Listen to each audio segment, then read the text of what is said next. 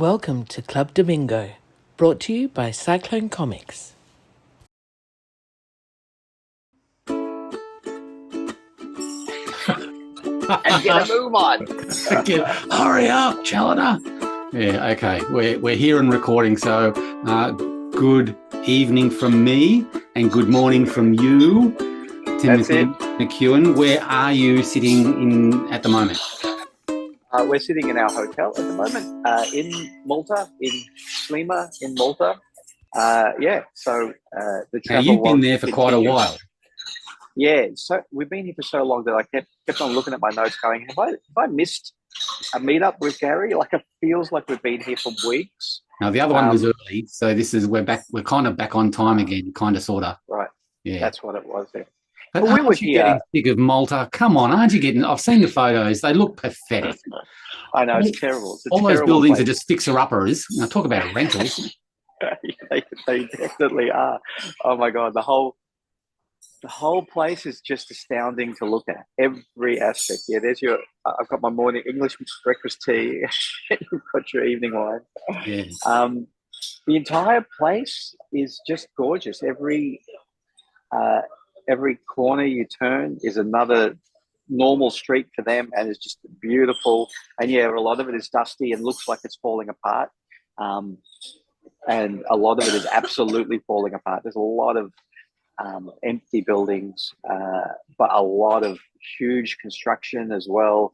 We've talked to a few people here about, how great is it to live here in Malta, and they all said it was great until about 10 years ago, and now it's like being overdeveloped. And really? So yeah, but wow.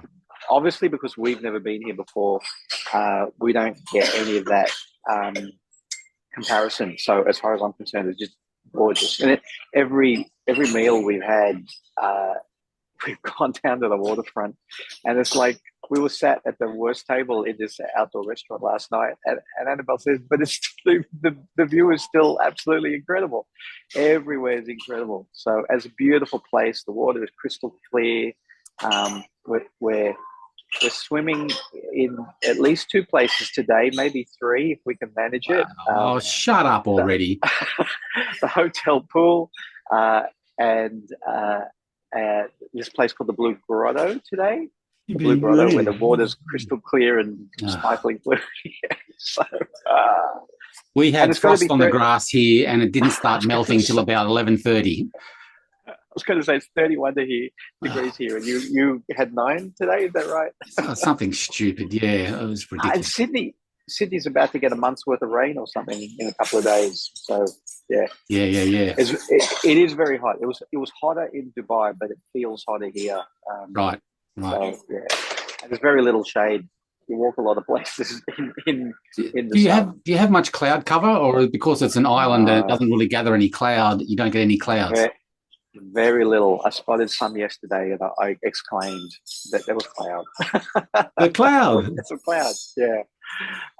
So yeah, at this time of year anyway, but maybe in I guess autumn, spring, winter, maybe there's a bit more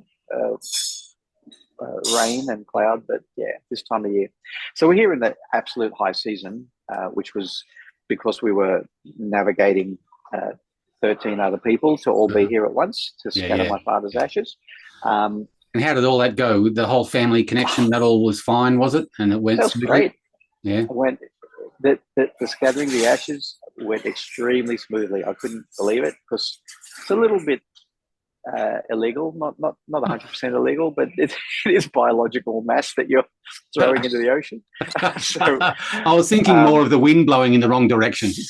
And it was a windy night, or windy evening. But it was all sorted out really well. We had a really good spot with no other people and no swimming, and nobody got overly wet. So other than my dad, so it's all good. Yeah, that all went well. And we've hung out with family and people like that. Shall we keep talking about who I hung out with? You've seen the photo, I think, on the internet. I hung out with Maria Penna yesterday. I saw the photos, and I saw the portrait that she did of you. Yeah, it's beautiful. Have you got that there? Yeah, I believe I do. Yeah, here it is. She was showing me her sketchbook and what she was drawing with. and I did this god awful, about the size of a 10-cent piece sketch of Trevor in there just to practice with the pen. I didn't realize that we were swapping sketches because she gave me that. Yeah, that's just beautiful. Oh my God, that's amazing. Yeah, just beautiful. That is beautiful. So she does a bit of the old, drawing. They're my drawings, but yeah, she does a lot of that kind of drawing as well, just drawing people around. So she's very used to it, and she's a bit more accurate than I am. That's just really that's very good. Can you hold it a little bit closer, lovely. see if it focuses? There we go. Yeah, that is stunning. Yeah. So who's that? Only joking. No, it actually looks like you.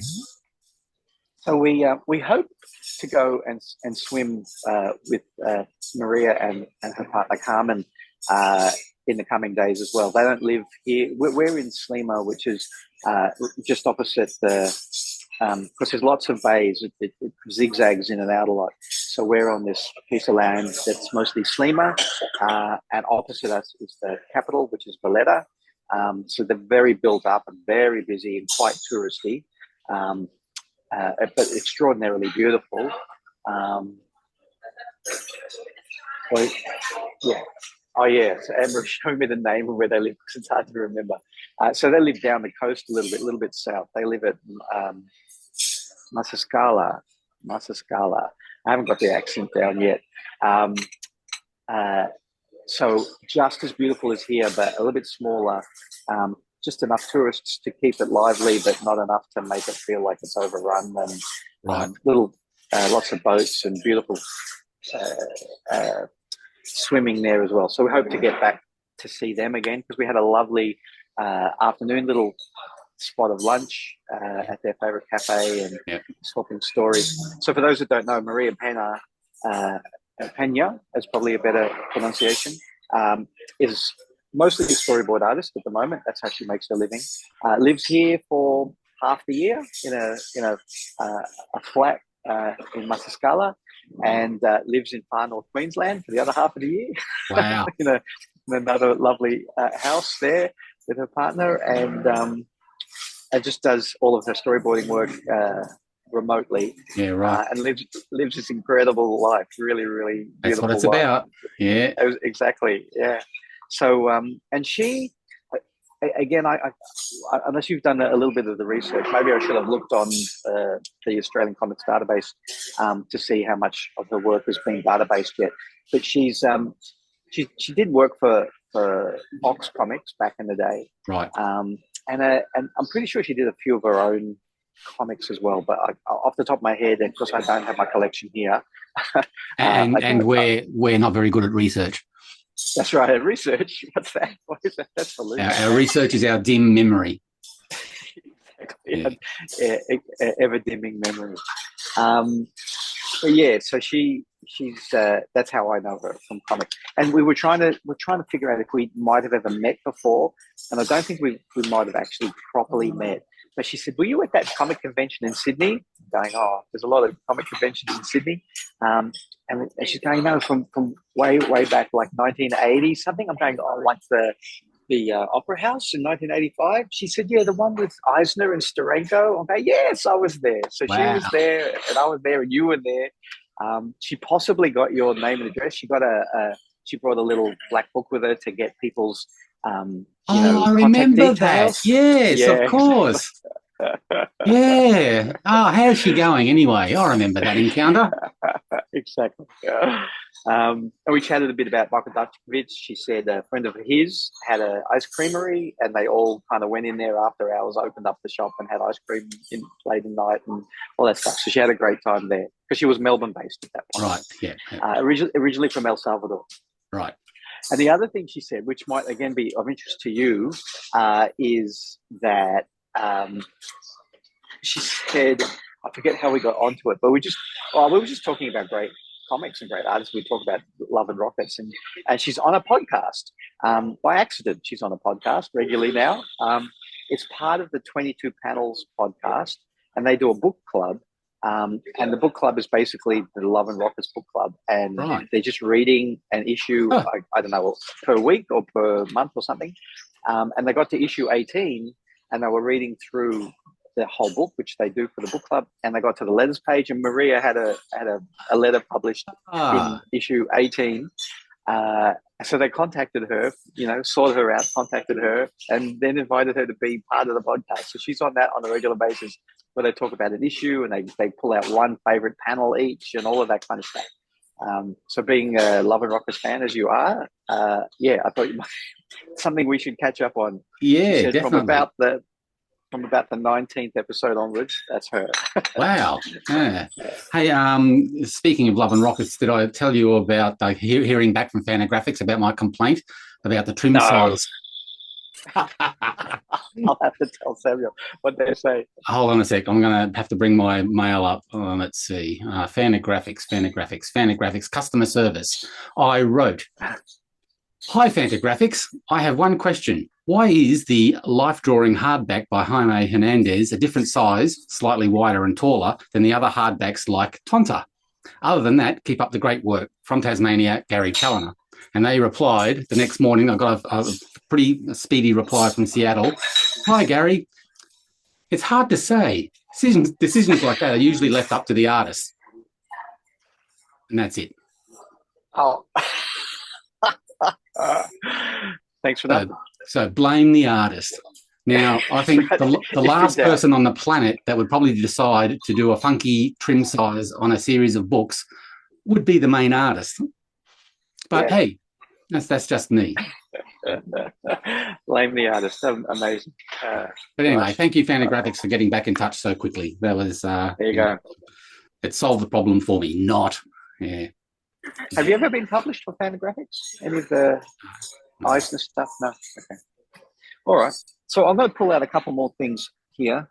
Now, I haven't read either of these yet, but again, for those that don't know, traveling with my family, including my daughter Annabelle and my son Samuel, who are both artists in their own right, and we had to go into we were looking for an art supply shop, and we eventually found one which was really a lovely shop, proper art supply shop.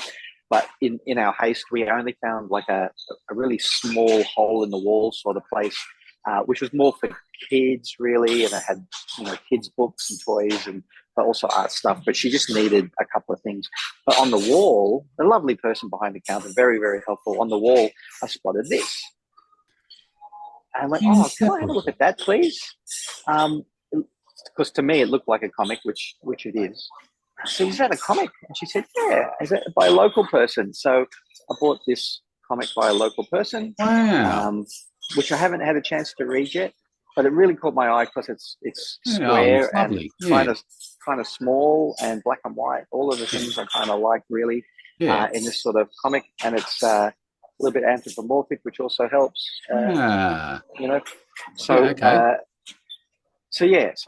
And she said, "Oh, you like comics? Here, have a look at this one. It's by my husband." so I bought that one as well. Rangu the Sack Man. Much higher production, much higher production values, full color, and again an animator. There's so many of our brethren are either coming from animation or more likely have had to go to animation while they're making their comics. And she said she was such a lovely person, which everybody here is. So many people in Malta are just so lovely to talk to. She's saying, "We've got. Can I tell you some news?" We've been friends for years. She said, "Can I tell you some news? We just got an email overnight that we got the grant to make a piece of animation that my husband Fabrizio has been pitching for. So we got the government arts grant, and we're going to be making that. It's really exciting." So. I'm not sure if it's based on this. I had a quick look. I don't think it is on the internet, and it's a similar style, but I don't think it's this story. Can I have a look at the back cover? Yeah. Right. Very nicely designed. Yeah. Yeah, it really is. He runs an animation studio and I think a design studio and whatnot. Right. So far, I haven't, other than Maria Pena, I haven't caught up with any of the local comic book people yet either, but that at least I've got these couple of things if I have to go home without anything else. Yeah. I try to get a comic from every country that I've visited. It's only been a couple of countries that I've been to where I haven't managed to do so. So that was exciting too. I love the serendipity of walking into a shop and going, oh, they look like comics on the back there. Did they give you any goss on retail situation in there? No, they didn't. Like I said, it was a art/stationery shop, and again, I feel like the comic scene here is a little bit fractured. I don't think it's a very tight knit thing. Right. And I'm talking to the partner of the creator, so I'm not sure that she probably would have known anyway. So we kind of left it at that. But we did. Samuel and I visited the only proper comic shop here, Malta Comics, which was one of the places I wrote to try to get a signing. And I can totally understand why they didn't get back to me and why it was not going to be a viable thing anyway. Tiny little shop. But how tiny? Not that tiny. It was actually pretty deep, and they had you walked in, the place looked like a bomb had hit it, which I shouldn't say that because lots of bombs hit lots of things here in the war. Is it too early? But yeah, the place was a mess because they're doing stock take and they're just trying to offload as much stuff as possible via eBay. So just crap everywhere. The prices, I was looking at trade paperbacks and looking at the back, trying to find a euro price so that I could see if it's cheaper to buy something here than at home. Right. Yeah. And I said, "Oh, there's no prices." He said, "The American price, just make that euros. So whatever the cover price is, instead of $5 American, it's €5. Yeah. And then when I do the conversion, it's no cheaper than buying it at home. So I didn't really buy anything there. I didn't go into the local scene, but Samuel and because Samuel used to work at King's, for the listeners who don't know, King's Comics here in Sydney. So they were swapping some stories about how the industry is in disarray yet again, and what happened over COVID. And so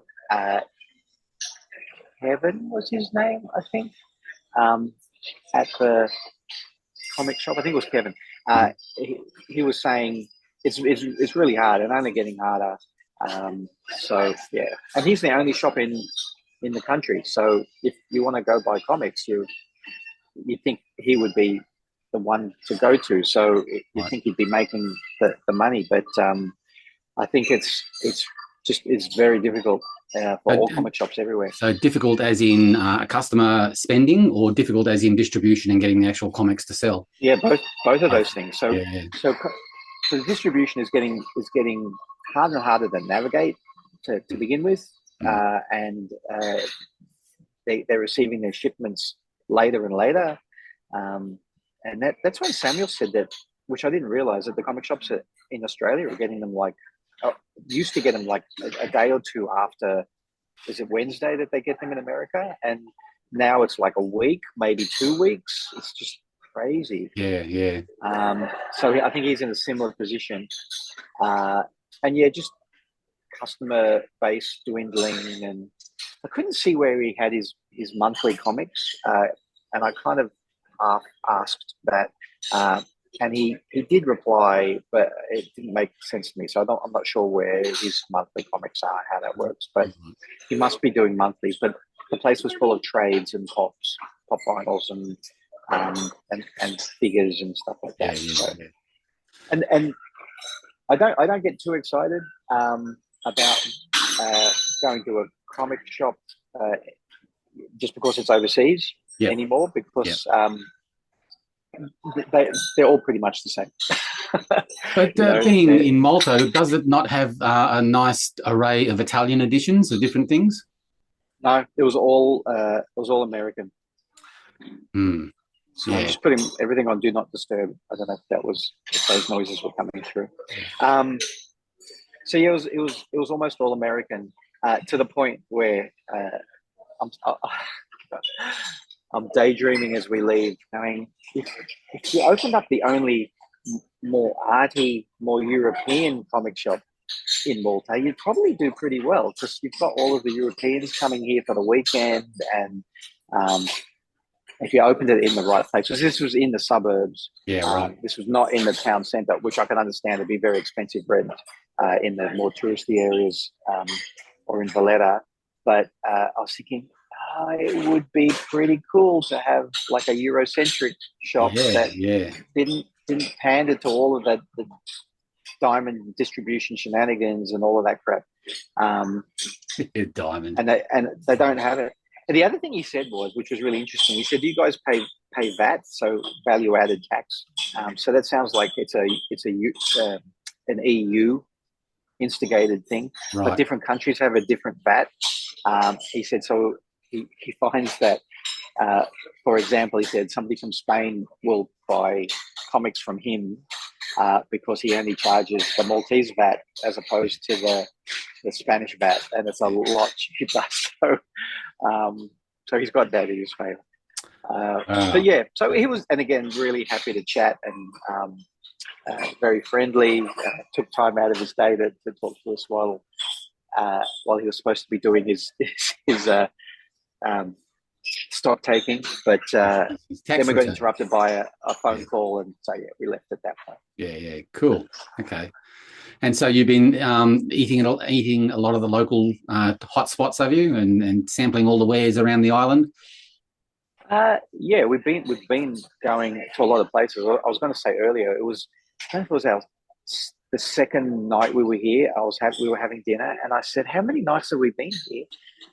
Must have been the third day, because we'd been here 2 nights and it felt like we'd been here for a week already. We'd done so much. Plus with the family, like there's a lot of energy going on. And so, yeah, it was... I was saying to Belle just this morning that wouldn't they be sick of just waking up going, what are we doing today? Where are we eating? Oh, God, we've got to eat out again. A little. I'm sure I'm putting on weight because I try to eat well at home. Are you getting a tan? You can't see in that light. Oh my God, yes, I am. And it doesn't matter how much 50 plus blockout you put on. It's nice. Definitely happening. Yeah. So weather's beautiful. Everywhere we go is beautiful. People are beautiful. Food's always been great. Normally eating only 2 meals a day, like eating a breakfast and then eating an early dinner, and that'll do it, because everything else is just water. We're just putting water in constantly, so our tummies are constantly full of water. And Valletta's amazing. We went to the Co-Cathedral, so their cathedral. I read it and then it exited my head already. Here's Annabelle, meeting her to go swimming. You're going to say hello, Annabelle? Hey, Annabelle. How's it going? You're being recorded. This is for the podcast. Hi, everyone. It was so great with Annabelle and Maria and her partner Carmen, because Carmen was also a printmaker, which is what Annabelle is. Studied printmaking as fine arts, and still knows so many people in those circles. So the conversations were really great. At that point. So and what else was I going to say? We were the Co-Cathedral. I think it's called the Co-Cathedral because it's a cathedral for not here. It's a cathedral for more than one place. Because I think you have a cathedral per country or city or diocese. Right. It's not a co-cathedral as far as denominations, but as far as dioceses.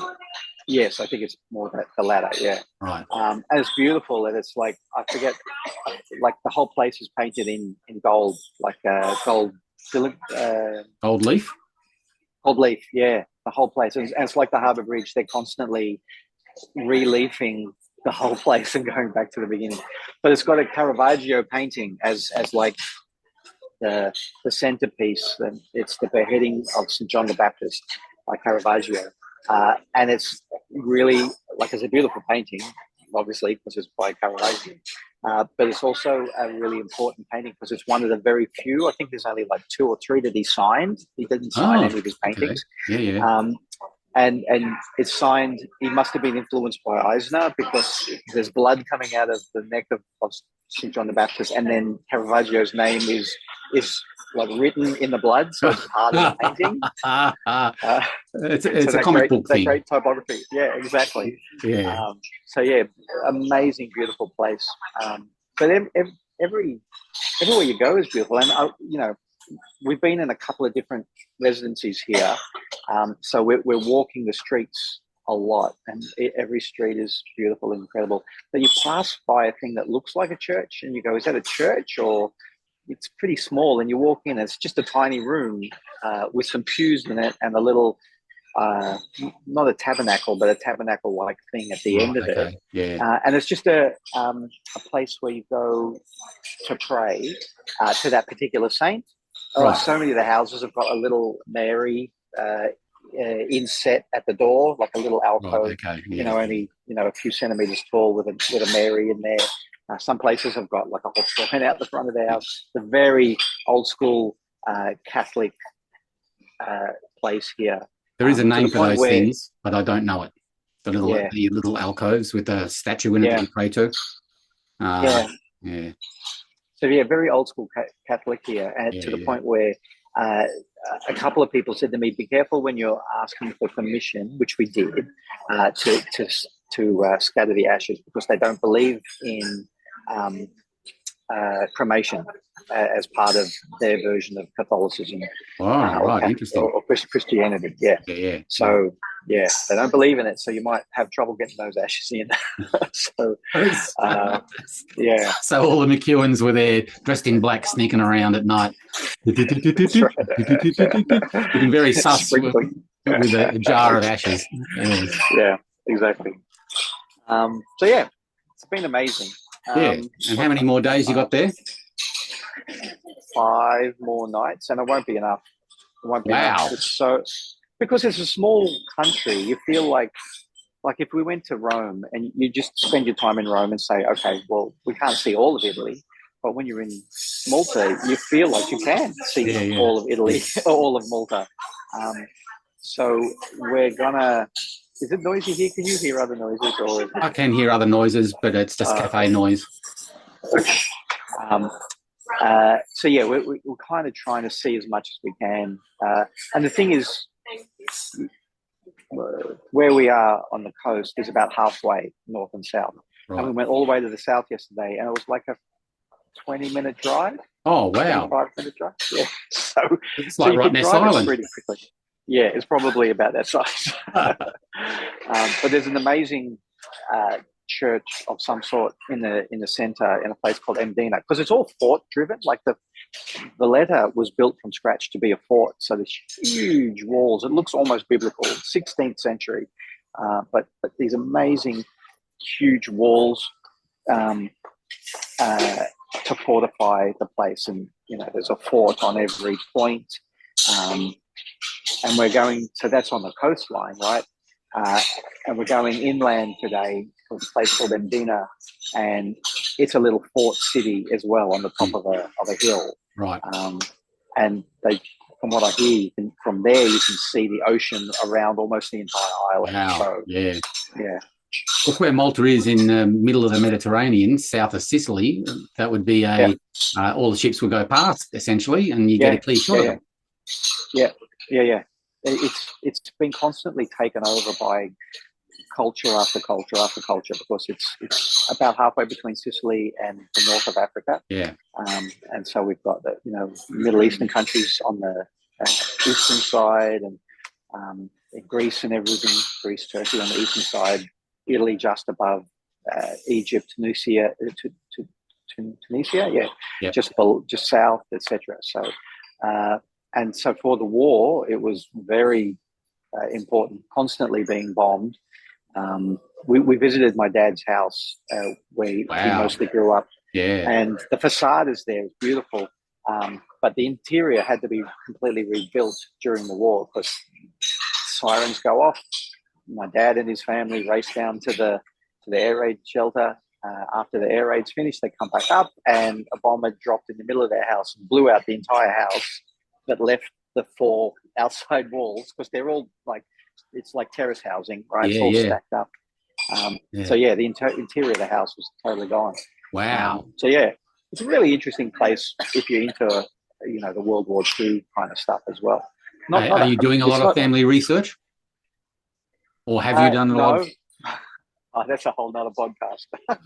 Okay. There's not a lot to know. There's not a lot being kind of shared in that regard. So maybe in the future I'll look into that a bit more closely. So yeah, it's interesting in that regard. The history here is pretty deep. There's prehistoric ruins here that they don't know what the hell they are. Like they actually like Neolithic temples and like Stonehenge type stuff. But at least at Stonehenge they kind of understand what the religious aspects were and the culture around it. But they've been digging up stuff here where they go, we don't even know who these people were, why they disappeared. And then Europeans came after. It wasn't like Europeans came and killed everybody and took over. Like there were, I guess, indigenous people here, and then they just disappeared. And they left these ruins, which they're still discovering. And that's funny. The other group of friends that I said was in Malta at the same time you are, they're probably still there. She's a trained archaeologist, paleontologist, or whatever, and she had been to that site where they're doing all the diggings and stuff, and she was all over it in seventh heaven. She was. Yeah, I bet. Yeah, she'd love it. Yeah. So I'll find out more about that when she gets back.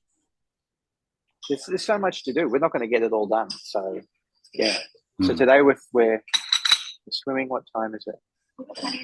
We've got plenty of time. Okay. Yeah. So. We're swimming and seeing a beautiful church and seeing the countryside and yeah. Just realised my lighting is looking pretty crap at the moment. Being filming at night. Let's try this. No. When you opened up your email program, your face was bathed in much brighter light. Exactly. Yeah. What's going on with you, Gary? Like nobody wants to hear about me and my boring travels. Nothing much going on here except drinking the vino and drawing a little bit and working a little bit and playing with the dogs.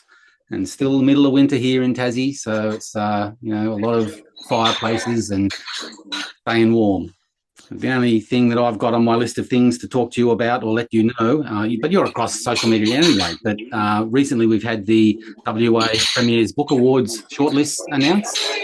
Hey, I didn't quite read about that. Tell me about it. Okay, well, we've had for the first time in its 43-year history of the Premier's Book Awards, we've got some comics shortlisted or some graphic novels shortlisted. So we've got two by Gestalt. We've got A Home in Her by Sarah Winifred Searle, was shortlisted in the Fiction Book of the Year category. I'll hold up my little note. Wow. And in the Young Adult Book of the Year, we've got Dreamwalker #1, the Digiverse comic that was released. Oh, yeah, Dreamwalker. That's by Molly Hunt and Scott Wilson with Chris Wood artwork. And, of course, Wolfgang Bilsma doing lettering and editing and all the other work involved. Awesome. So they're the two Gestalt books. And the other book that was nominated or shortlisted was a book by Allen and Unwin Children's called When the World Was Soft, which is creator stories from the Pilbara region, told in comic book format. And that was in the Children's Book of the Year category. And that's by the Julawalu Art Group with illustrations by Alan Mankiewicz. So that was three graphic novels or comic-based works nominated or shortlisted in the Premier's Book Awards over in Western Australia. So wow, that's amazing. Yeah, so not just one, not just two, but three. So that's a good important for the future. So, and the other one... Is that Pow Bang? Comics aren't just for kids anymore. Well, yeah, maybe they are. Maybe they're for everyone. Yes, that's right. Yeah, that's right. Just I'm alluding to the legitimizing of comics in such a manner. That's right. Really great news, and well done to Gestalt. Wolfgang. Sarah's work is always top notch. She's just fantastic all the way around. And the team at the Indigiverse books, they're onto something hot there. So Yep. It won't just be #1 of Dreamwalker. It'll be other, books will get the nod at some stage down the track because they've got their act together. Yeah. Yeah.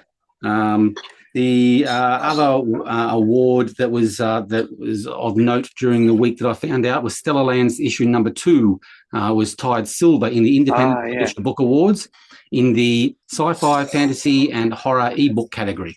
So that's a good nod for Max and the team there, and that's released through Comic Studio. So that's another good flag waving for the comic art form. So good on you, Max. Brilliant. Yeah, absolutely. Well done. It's I saw all of those, but you said I'm still connected to social media, only very kind of skimming through it. So yeah, congratulations to all those guys, guys and girls, and men and women, etc. Yeah, fantastic. And that's all I got basically. So and there's a couple of dates for the future in July. We've got 19th of July for the Canberra Geek Markets. Yes, always hugely supportive. The Geek Markets, Dan and Brendon. Brendon, yes, Dan and Brendon from D's. Always extremely supportive of the comic book people there, and they comp a whole lot of guest tables to comic book people, so they're really great. I actually saw quite a comprehensive chat with Brendon about the Geek Markets, and there was some footage of. I didn't realise how big the Canberra one was. It's actually quite massive. Yeah. Because I see the chat. It was on YouTube. He was being interviewed by. I'll do some homework and put them in the show notes. I probably won't do some homework, and I probably won't put it in the show notes. But do a search on YouTube. I should have. Was he being interviewed for a show or about Geek Markets and about his publishing venture? He's gone into publishing Midnight. Oh God, I'll do some research and I'll tell you what the Midnight Publishing. So I've been seeing mostly on D's and Brendon's socials special covers done by Camillo Di Petriano. Yep. I probably left out a couple of syllables there. Who contributed to Green Pastures number 8.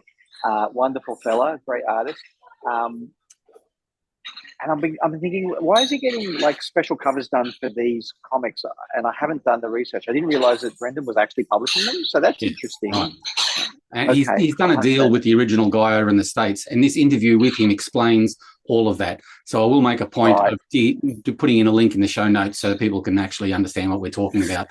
And we'll explain what that publishing venture is about. It's essentially an Australasian edition.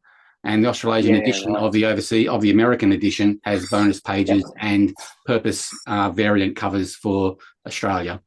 So and it sort of rolled on from having a conversation about one thing and then, hey, why don't we do this instead? And why don't we do this instead? And why don't we do this instead? And it built into what it is now. So, and he shows some of the variant editions that are available, which sound pretty amazing, or they look pretty amazing as well.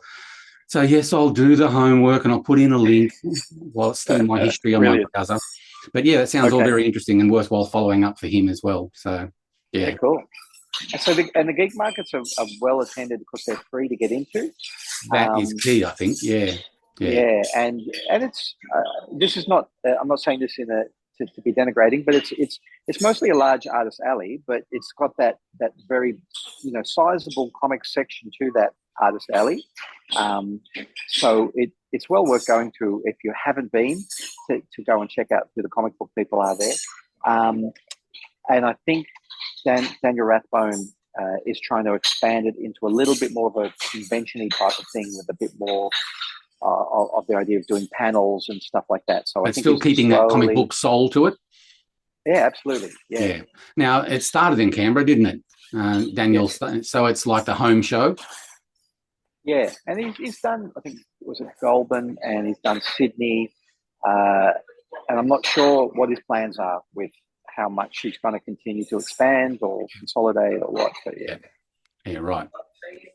So yes, I was impressed by the size and scale that I saw on the footage from the convention, the show floor. So there was one show. I forget the actual number, but thousands of people came through on the day. It was big.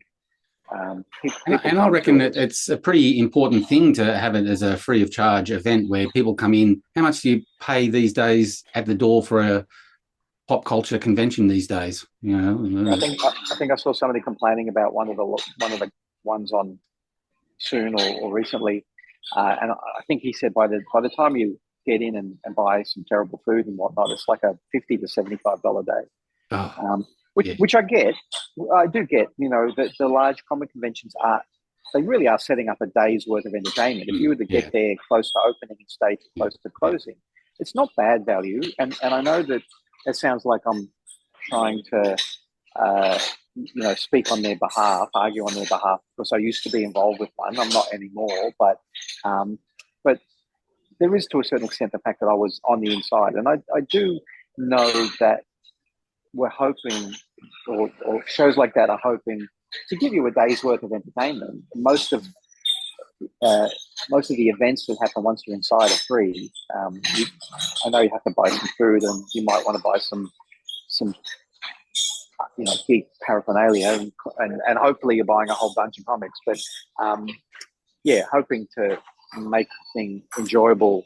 You can just sit and watch panels and whatnot as well. Yeah, well, and the only point I'm trying to make is that having a free entry is that $30 to $40 to $50 to $60 of extra cash that can be spent on something else inside. Yeah, and the book fair that ran in Sydney, book, what did they call it? The Australian Book Fair, I think is what it was called. They've done 2 or 3 in Sydney, and they're going to skip Sydney for a year and do Melbourne before. I think they're going to try to do both Melbourne and Sydney every year. So it's a book oriented, right? It's not comic oriented, but there is a comic contingent there, and they have them as a guest as well, so they know that comics are part of the book industry. But they have a thing that when you buy your ticket, and I think Scamp might have done it. No, I've seen someone else do it. But when you buy your ticket to get in, they give you a $5 voucher, and that $5 voucher can be spent anywhere in the whole place. So if somebody bought $5 worth of comics from me with the voucher, they're basically getting free comics, and I take the voucher at the end of the day back to the organisers, and they give me my $5. So right. that's a pretty cool way to do it as well. Makes you go and spend, and maybe makes you spend it on something that you might not have otherwise taken a chance on because it feels like it's free. Yeah, cool. Now let's get those vouchers up to $50 instead of $5, and exactly. And you said there was a couple of dates. Was there another one you were going to talk about? Before that, of course, the Canberra Geek Markets is on the 19th of July, but before that, on the 12th and 13th of that weekend of the 12th and the 13th, is PCAF. That's a Perth Comic Arts Festival that is on. Yeah. And, that's revving up to be quite a massive and impressive show as well, with lots of, on Saturday, a lot of panels about information and workshops and things like that, and then the market day on a Sunday. Yeah. The Fraser Pop must be soon as well, right? When is that one? That I don't know. I'm just having a quick look. Don't ask me to do more homework. And Fraser Pop have got Scott Wilson as a guest, comic book guest. Yep. Speaking of the Indigiverse. Yep. So they're July 19 and 20 on the Fraser Coast in North Queensland. Right. Yeah. Scott Wilson as a comic book guest, and a person I've not heard of or haven't done the research into, Orbital Swan. I guess that's their pen name, Orbital Swan. And it says here, international manga illustrator. I think she's a local who's drawing manga for the international market, I guess. Right. I don't know. A new name to me. Yeah, Orbital Swan. I think it's one word. And Aaron Summit from Morris and the Metal is going to be there as well. Yes. Morris. Is that my Australian accent, Morris? Is it Maurice and the Metal? Depends on what side of the bed you get out of. That's right. If you're in North Queensland and you feel like a day trip, Fraser Pop has got you covered with a few really great comic book people there as well. And they're just the guests. There'll probably be people with stalls who are making comics as well. Yep. Cool. And it's a good one to support as well. All great to support, those three that we just mentioned: Geek Markets, PCAF, and Fraser Pop. Rock on. And just because we didn't mention your convention people, fair people, doesn't mean we're not we don't think it's great. It's just that Just we're get in not doing touch any and remind research. us. Get in touch and remind us. We that's don't like right. doing homework. Just- Yeah, we're not doing the homework. yeah, that's right. All Speaking right. of content for the show, though, I was thinking of putting it out there. I don't know what you think about it, but we're recording, so it's going to be on tape anyway. Putting it out there for a Q&A episode where we ask people to ask us anything and about anything, either our careers or about comics in general or about anything in particular. Love it. And I love it. we won't answer everything. We'll only answer the ones that won't incriminate us. Oh, exactly right. Yeah. So I think we might market that for a show or two away. We'll get some questions in, and we'll do our best to answer them. We'll sort of wait for you to come back from your travels before we do that, I think. But that'll give us probably a couple do that. of weeks. So yeah, let's start promoting that now. That sounds like a great idea. Yeah. Don't give me any of the questions beforehand. I don't want to do the research or think about it before I have to answer the question. Ooh, okay. Rightio. Yeah. Otherwise, people will be asking me stuff that I'll need to do some research and look through my comics or. We'll see. Yeah. Okay. And the other thing was John Law, the collected Will Eisner's John Law is available in Australian bookstores from July 1. This is being recorded on the 30th of June, so they're available from tomorrow. The book is available from tomorrow in Australian bookstores around the country. So if you haven't got one already, support an Australian bookstore by going in and buying a John Law hardback and see how amazing work in there. Yeah, if you've not read it, it'd be worth the cover price for Gary's work alone, and yet you get some schmuck in there for Will Eisner as well. So what a great buy. Yeah. I write an article in the hardback about our tension and how badly we got along and the crap that happened while that whole project was, and I saved it from being just a debacle of a thing, and I stitched it all together, and this is the hardback result of the whole project. So yeah. Brilliant. That's a wonderful book. And you get like, was it 4 or 5 pages of my flatting in there as well? So Mike Flanagan. My flatting. You got a Maltese accent. You've been there for too long. Yeah. Oh, I'm hoping to pick it up. It's a beautiful language, beautiful accent. I love it. Very difficult language to learn. All right, I'm going to go because the girls are already in the pool and I'm sitting here talking to you. Things seem to be out of kilter. Go. Follow the women. Say goodbye to everyone and I'll turn off the recording. All right, everybody. See you later. Bye.